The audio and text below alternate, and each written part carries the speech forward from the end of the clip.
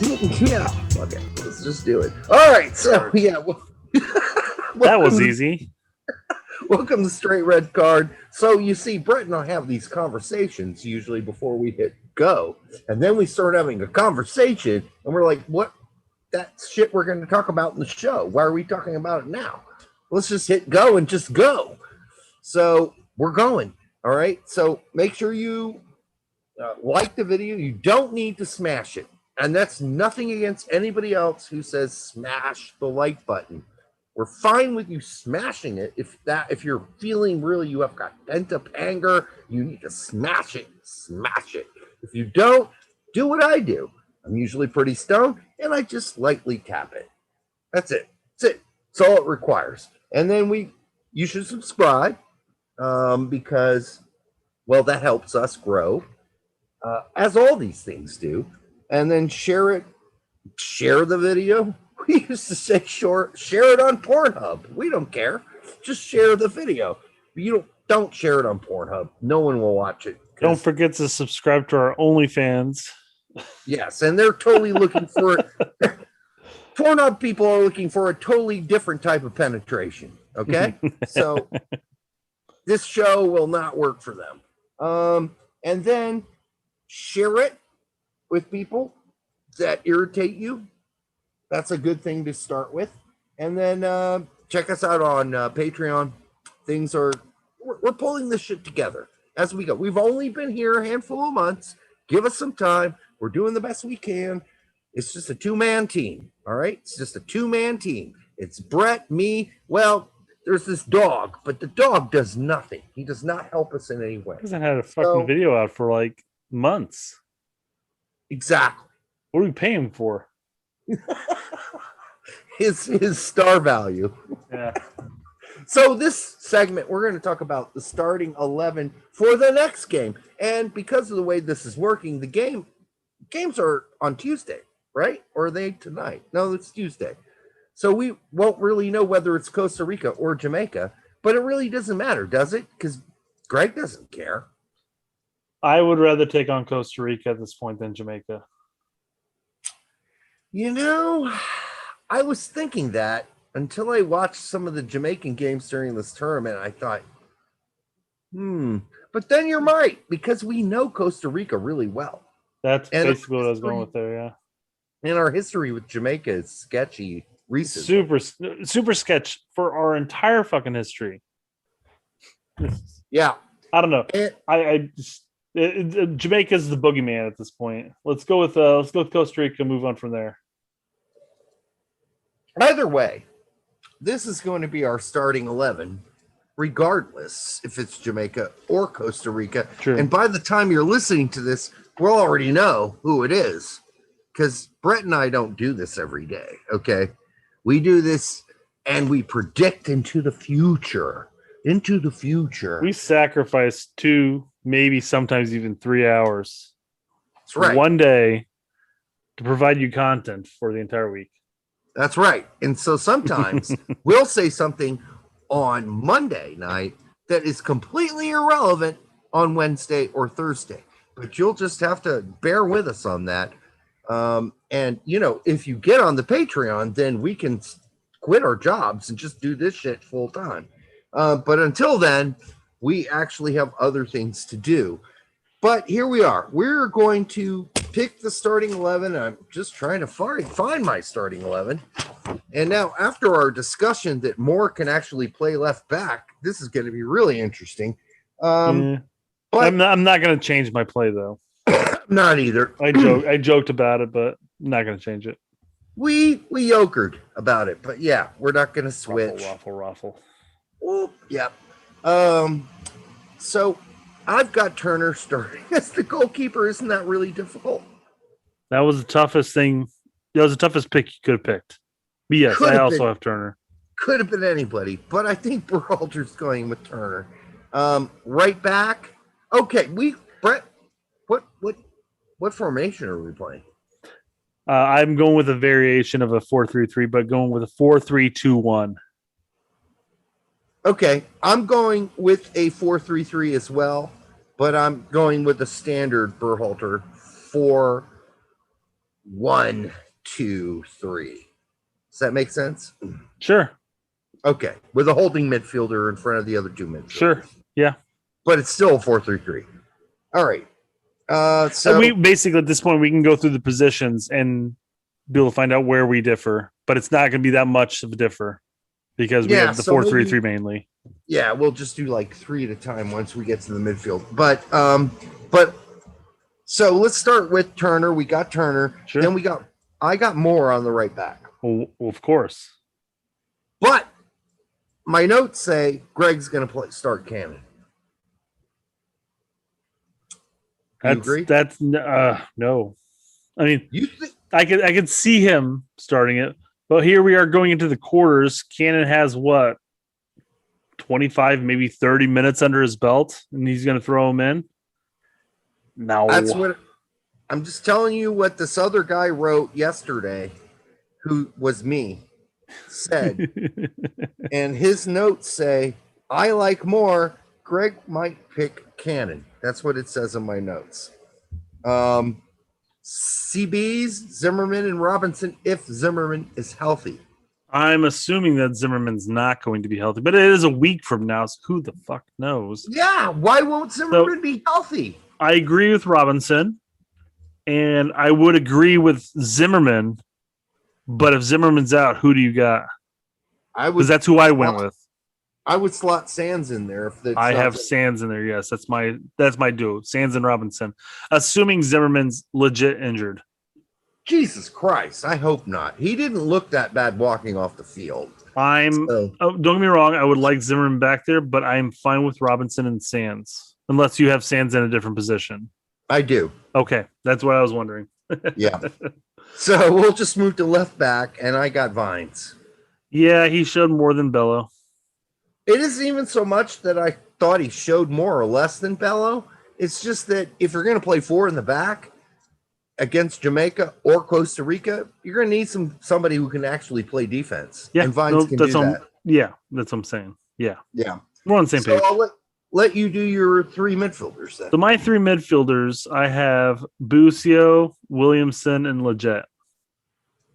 Okay, we're really close, but I've sent Busio to the bench because I got Zimmerman and Robinson as my CBs. Sure. I'm playing Sands as a holding midfielder and Williamson and Leggett we agree on. So here's the big question. If Sands does have to go back to center back, who you got filling in? Oh, God. I mean, it's going to be one of 2 players. It could Acosta be or Busio. It's one of the 2.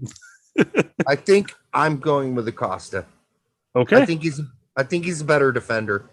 I think Busio's defending is, after the last game, is highly questionable at this point. That's why I kind of went with my middle trio. It's kind of a diamond, or sorry, a pyramid shape with Leggett running on top and Busio and Williams running side by side. That way, Williams can run the more destroyer-esque type of role, while Busio plays that other role. So yeah, I guess I don't know. We'll see what happens. Something about the last game versus Canada, Brett. Sure. Made me feel like Busio was still a teenager, and he is. Yeah, well, Acosta's 26, and he was a ghost the entire fucking game. I know, but he's never a ghost when he plays that hard-working holding midfielder role. Okay. Like he busts his fucking balls. And Busio, that guy does not bust his balls. He busts his balls in certain positions, but not in the defense. That was obvious. Yeah, I think he's a liability against Jamaica and Costa Rica. So if I have to move to Sands to the center back position because Zimmerman is actually really devastatingly hurt, then I'm playing Acosta as the holding mid. And yeah, I get it. People are not going to like that. That's fine. And shit on me. And something we'll bring up later after we do the starting 11 is CONCACAF did come out and say that teams can make medical changes. So if Zimmerman is in fact injured, then we may see a different player fill his position. But even if we do fill that position, I still stand firm that Sands is going to start there. So yeah, if we fill the position, it's probably going to be. Well, let's get to that later. I know. Let's finish up our starting 11. Unless you think that change is going to change your lineup. It could. Okay. I mean, if so let's just break here for a second. Let's talk about who's injured and who we think could fill those roles. So who replaces Zimmerman? Well, there are three different options in my opinion. One's likely, the other two are not. Who's the most likely one? Kessler. I think Glad's still on the picture. Okay. No, okay. So, well, I mean, okay. Well, we're splitting hairs there, but sure. Okay. Yeah, I mean, Kessler, though, is not starting regularly as much for the Revolution this season, which worries me. Sure, I understand. But at least he's done this rodeo before in the Olympics. Rodeo. And then your guy Pineda in Chicago just recently starting somewhat regularly. Yeah, he's definitely starting in a back three at this point. The center of the back three, but yeah, he's I wouldn't call him up right now.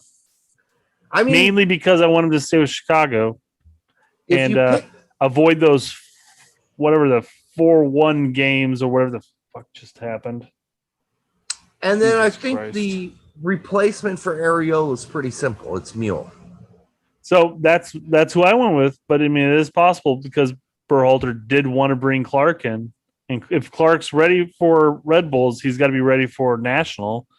So it's possible maybe he goes that route instead. I don't know. I think Mueller is definitely going to be the better option in that role, and that gives us a wide option for a change. If Cade Clark came in as a wide option for this team at this stage because of this recent announcement, I would jizz in my pants. I seriously would. I would fucking uncontrollably. Let me say, if he's capable of playing for New York Red Bulls, he's capable of playing for the national team at that point. But I think Mueller makes more sense. Mueller makes more sense because he's done that before. But man, if it was Cade Clark, fuck, dude, I would throw a little small party in my little room here. I mean, it's not a little room, and it's not even. I mean, I'm divorced. I got this whole house to myself. My kids went to college. We're just going to cram into this one room house. I'm in a giant house with nobody except for a dog. Gizmo and I would throw a mini champagne party if Caden Clark got called up to fill in that role. Oh, that would be great. So, any other? No, that's going to be that. Okay. I thought so. Yeah. I mean, I don't think DK is severely hurt enough that he's going to have to get possibly replaced. Is there any other? Hoping. I mean, Lewis's spirit is broken. Does that count as an injury? We replace him, dude. If Lewis starts the next game, I am going to take a shit in a box and mail it to Berhalter at USSF. That's all I got to say. But don't put it past him.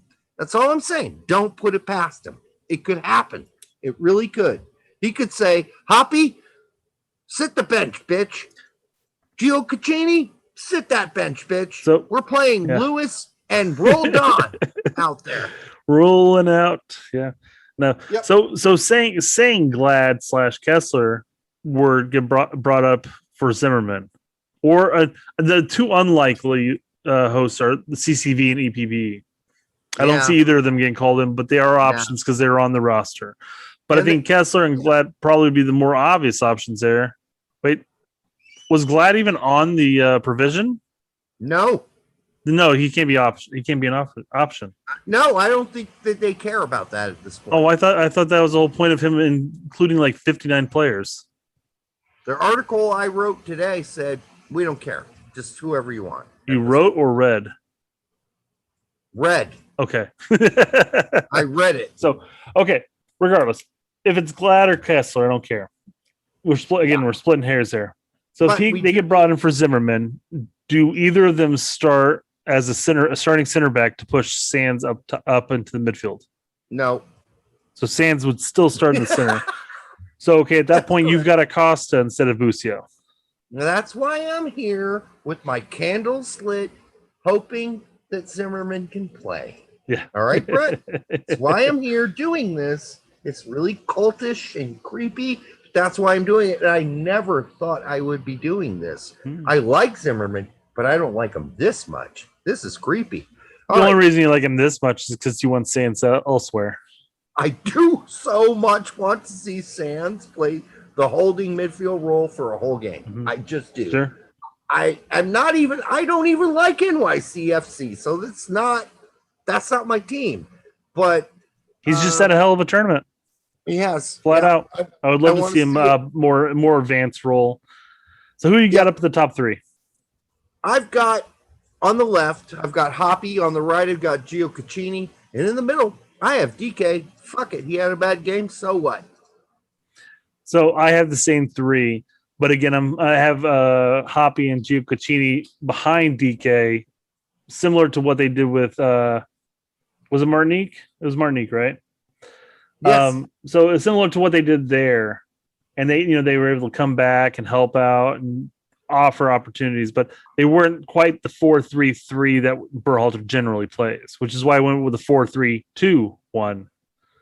So we like I said, we have the exact same squad except for Busio. I have Busio and you have Acosta at this point, unless Zimmerman plays and then it stands up there. Yeah. So it's one player, and I would also have Zimmerman starting and probably push Sands up over Busio as well if Zimmerman starts. There are a few players that I am done seeing, and Roldan, Yule, and Pines for now. I'm not saying Pines won't develop, but I'm done seeing them for now. We're entering the quarters. At this point, we need our starting 11. Subs will occur. What'll end up happening is, you'll get brought in the 50th minute and we'll be good. So no worries. Oh, fuck it.